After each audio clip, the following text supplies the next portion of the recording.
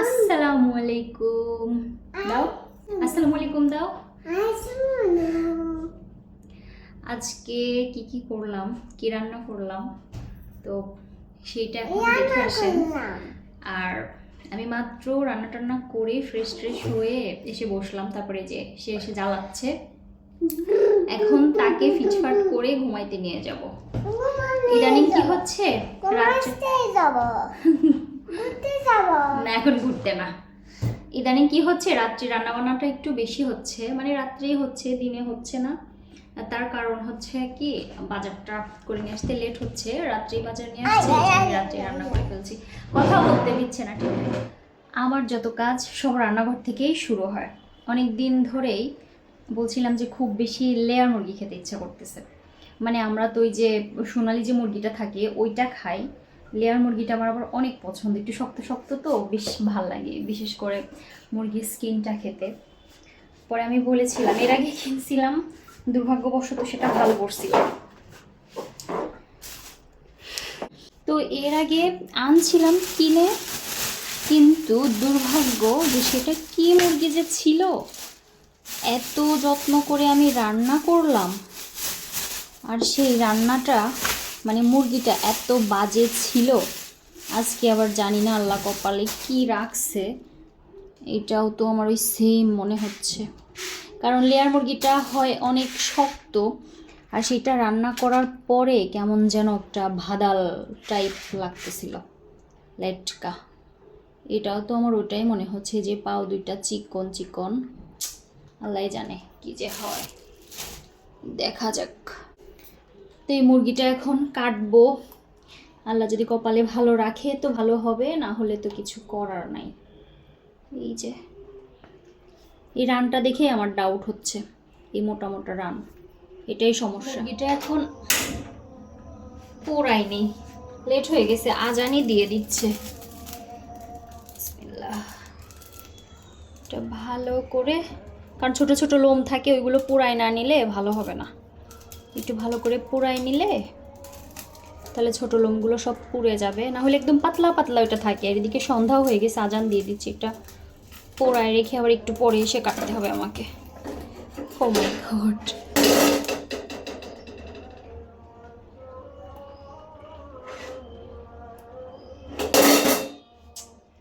মুরগি এখন কাটতেই অবস্থা খারাপ হয়ে যায়, এই যে। কিন্তু আমার এই রান টানগুলো দেখে মনে হচ্ছে গতবারে যে ফালতু মুরগিটা আমি পেয়েছিলাম, মনে হচ্ছে ওইটাই হাইব্রিড টাইপের, না কি হতে পারে যে ওইটাও। দেখি আল্লাহ ভরসা, রান্না করার পরে কেউ যদি এখন ঠকায়, কিছু তো করার নেই। মুরগিটা কাটি আগে ভালোভাবে। উফ, মাংসগুলো তো কাটলাম, কিন্তু মনের মধ্যে ভয় যাচ্ছে না যে এইটা সেই হাইব্রিড লেয়ার না কি, মানে রান্না না করা পর্যন্ত আর বুঝতে পারতাছি না যে কি হয়। আর আমি বুঝতেছি না যে পুরাটাই রান্না করব নাকি রেখে দিব। এই যে রানগুলো দেখে আমার মনে হচ্ছে যে ঠকবাজ মুরগিটাই, না এত বেশিও না, কারণ সব কিছু ফেলে দিছি, আর মুরগির পেটের মধ্যে ডিমও ছিল, আমি সব ডিমগুলো ফেলে দিছি। এইটা যেহেতু একদম পরিপক্ক ডিম, এটা রেখে দিছি, জানি না খাওয়া হবে কি না, কারণ আমি এগুলো খাই না। মানুষ ডিমের নাড়ি ভুড়ি আরও কী কী খায়, আর আমি তো মুরগির সব কিছুই ফেলে দেই, শুধু পাও দুইটা, তাও খাবো কি না জানি না। কি পাপা, শশা খাবে? আচ্ছা, সব কি রান্না করে ফেলি, হ্যাঁ কেটে দিচ্ছি। সব কিছু গুছিয়ে নিলাম, মুরগিটা কেটে কুটে নিলাম, ভাবলাম যে সবটুকুই রান্না করব, রান্না করেই ফেলি, যেমনটা হয় হোক। আর যে এখানে কিন্তু সমস্ত কিছু গোছানো আছে, আমি আগেই তো পেঁয়াজ টেয়াজ কিছু কেটে নিছিলাম, এটা হচ্ছে পেঁয়াজ কুচি, আর আমি সমস্ত মশলাপাতি একদম টাটকা বেটে নিছি, কারণ আমি যেদিন একদম টাটকা মাংস রান্না করি বা মাছ রান্না করি মশলা বেটে নিই। এটা হচ্ছে গরম মশলা বাটা, আর এটা রসুন বাটা, এটা জিরা বাটা, এটা হচ্ছে আদা বাটা, আর এই যে কিছু গরম মশলা নিয়ে নিছি। গরম মশলাটা বেটে দিলে স্মেলটা ভালো আসে। এখানে কিছু আলু দিব। এই তো এগুলো সব আমার গোছানো শেষ, এখন বসিয়ে দিই, পাতিলটা বসাই দিলাম, এই পাতিলেই রান্না করি আর কি। বিসমিল্লাহ।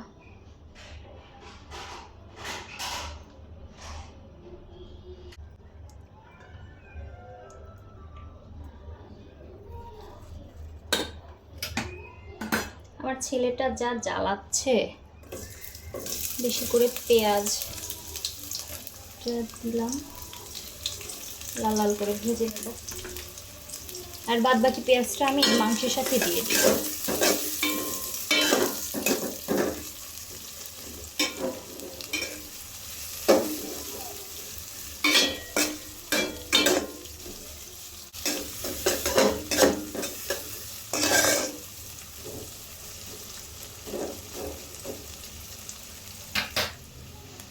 পেঁয়াজটা লাল লাল করে মোটামুটি ভাজা হয়েই যাচ্ছে। আর আমি যে এইখানে যে বাটা মশলাগুলো বেটে রেখেছিলাম মাংস রান্না করতে যা যা লাগে, রসুন, তারপরে আদা রসুন আর কি, জিরা, গরম মশলা, মরিচের গুঁড়া, হলুদের গুঁড়া, ধনিয়া গুঁড়া, সব কিছু আর কি আমি এর মধ্যে একটা পাত্রেই নিয়ে নিই, যাতে দিতে একটু সুবিধা হয়, নাহলে মশলাগুলো পুড়ে যায়।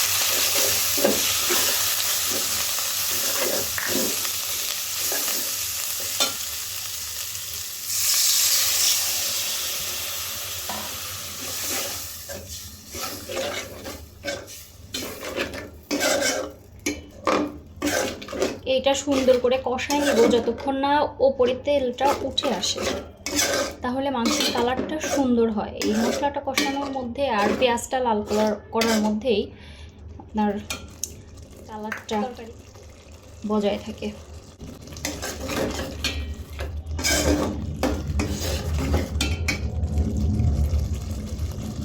মশলাটা খুব সুন্দরভাবে কষানো কিন্তু শেষ, তেলটা একদম সুন্দর করে ওপরে উঠে আসছে। এখন আমি গোশতগুলো দিয়ে দিচ্ছি।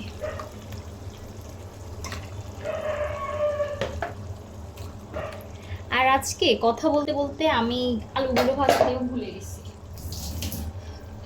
কেমনটা লাগে, আজকে আলু না ভেজে আমার দিতে হবে।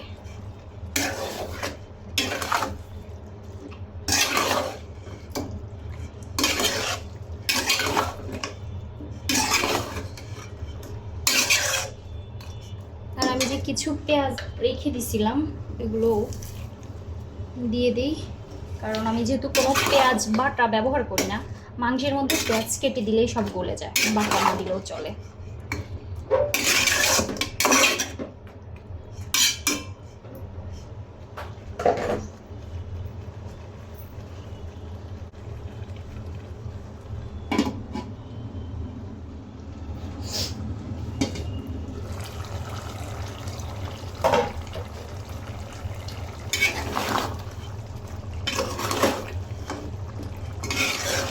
আমি এবার পাওটা খেতে এত পছন্দ করি, হাস্যকর একটা কথা।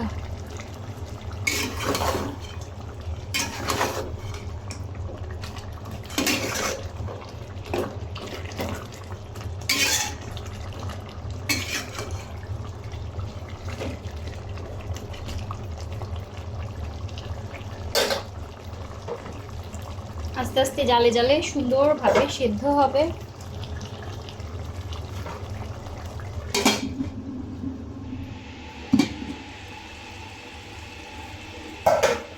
আমি চুলার পাওয়ারটা একদম কমাই দিয়ে রাখছি যেন এটা ভালোভাবে হয়, কারণ এটা যেহেতু সেদ্ধ হতে অনেকটা সময় লাগে, যে হার্ড চিকেন না অনেক। আর না, এটা ঠিকই আছে, আমি একটু চেক করে দেখলাম যে না, এটা হাইব্রিড লেয়ারটা না, এটা ভালো। আলহামদুলিল্লাহ বাবা, অনেক টেনশনে ছিলাম। আর আমি এদিক দিয়ে পানিটাও গরম দিয়ে দিচ্ছি। এখন আলু কয়টা দিয়ে দিব, আর সময় নেই বেশি, সময় নাই বলতে অনেকক্ষণ ধরেই তো হচ্ছে। আলু কয়টা দিয়ে হালকা একটু কষিয়ে তারপরে ঝোলটাও দিয়ে দিব। কিন্তু আজকে আমি আলুগুলো ভাজতে পারলাম না, ভুলে গেছি, এটাই আমার আফসোস। মাঝে মধ্যে একটু না ভেজেও খেতে হয়।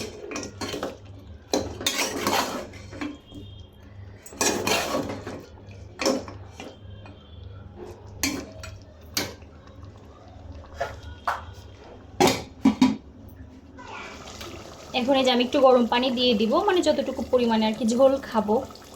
আর এটা সেদ্ধ হতেও তো একটু পানি লাগবে, এই জন্য দিয়ে দিচ্ছি।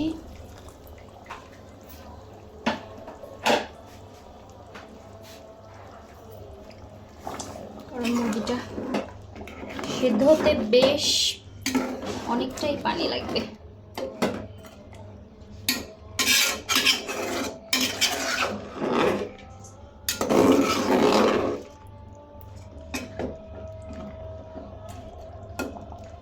হবে না, আর একটু লাগবে।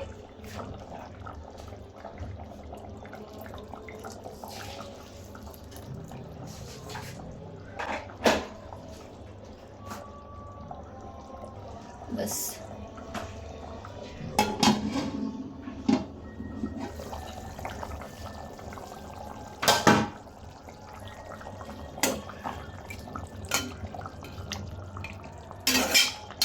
মাশাআল্লাহ, তরকারিটার সুন্দরী কালার আসছে। একটু পরেই নামাই ফেলবো। আর এই যে নামানোর আগে যেটা করি, গরম মশলা বাটাটা আমি দিয়ে দিচ্ছি, তাহলে কিন্তু খুব সুন্দর একটা ঘ্রাণ আসবে। আর আমি কিন্তু আজকে কোনো প্রকার গুঁড়া মশলা ইউজ করিনি। এরকম লাল ঝোল থাকবে। আজানও দিয়ে দিছে এশার, আমার রান্নাও শেষ। এখন ফ্রেশ হয়ে নেব। আমার তরকারিটা কিন্তু হয়ে গেছে, এখন আমি চুলাটা অফ করে দিব। লবণ টবণ সব কিছুই ঠিক আছে, এখন বন্ধ করে দিব। সরষা খাবে? শেষ, আমার রান্না কিন্তু শেষ। আর মুরগিটাতে যেহেতু তেল ছিল, এজন্য অনেকটা তেল বের হয়েছে, এজন্য কিন্তু আমি রান্নার সময় তেলটা অনেকটাই কমাই দিছিলাম। মাশাআল্লাহ, তরকারিটা তো রান্না শেষ আলহামদুলিল্লাহ। এই হচ্ছে তরকারির লাস্ট লুক আর কি, মনে হয় ভালোই হবে আলহামদুলিল্লাহ। রান্নাবান্না শেষ করলাম, রান্নাবান্না তো কোনোভাবে শেষ করলাম। রাত্রে আর বেসিক্যালি আমার রান্না করতে ইচ্ছা করে না। আগে তো আমার রাত্রে ছাড়া সময় ছিল না, কিন্তু এখন বাচ্চাটা যেহেতু আমার বড় হয়েছে, এজন্য একটু টুকটাক সময় পাই। আর রান্নাঘরটা আমার যেহেতু অনেক সানশাইন আসে, এজন্য দিনের বেলা রান্না করতে খুবই ভালো লাগে। রাত্রে রান্না করার আসলে অভ্যাসটাও চলে গেছে, তো কোনো মতো রান্না করছি। আজকে আমার গোসলটাও হয় নাই, এখন টুকটাক সব ঠিক করে এখন একটু ফ্রেশ হতে যাব, যে এখন ফ্রেশ হয়ে তারপরে খাওয়া দাওয়া করব। দেখতেই তো পেলেন। তাহলে অবশ্যই কিন্তু জানিয়ে যাবেন যে ভিডিওটা কেমন লাগলো। আর আমি যেহেতু নতুন কাজ করতেছি, কথাই বলতে দিবে না আমার ছেলেটা, কথাই বলতে দিবে না। যাই হোক, যেটা বলছিলাম, আমি যেহেতু কাজটা আবার কন্টিনিউ করব, তো আপনাদের যদি ভালো লাগে অবশ্যই একটা সাবস্ক্রাইব করে দিবেন। আর আমার বাচ্চাকে নিয়ে আমার দিন কেমন যায় সেটা অবশ্যই দেখবেন। আল্লাহ হাফেজ, আসসালামু আলাইকুম।